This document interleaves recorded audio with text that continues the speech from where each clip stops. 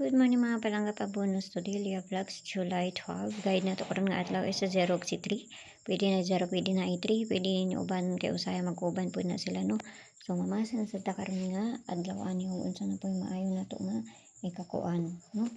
So 12 ta karon nga adlaw. So pwede mo mag 203, 403, 603 ug C 803 no. Kung ganahan mo ubanon C03 na to nga guide. Okay? So, ang pagbunus sa ito kahapon is si kani.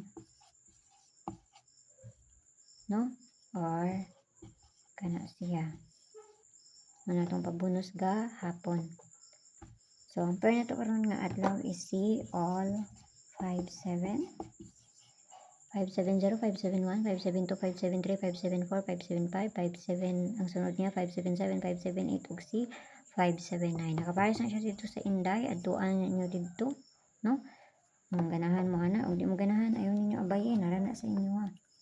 So, di na sa pagbunus, ato nga tagpabunus kay para dali ato diri mo. So, ang pagbunus ato karong adlaw is si 071.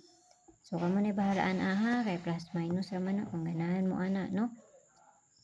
Kung ganahan mo ana niya.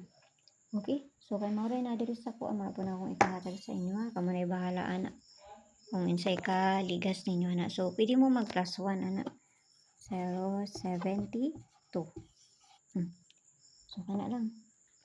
So, ang tanan, nagmayong buntag da sa inyo, ayaw kayo mo pagpalabi. Kung duol ra na sa inyo, kung paminaw kayo inyo nga layo, ayaw lang ninyo siya abay, ha.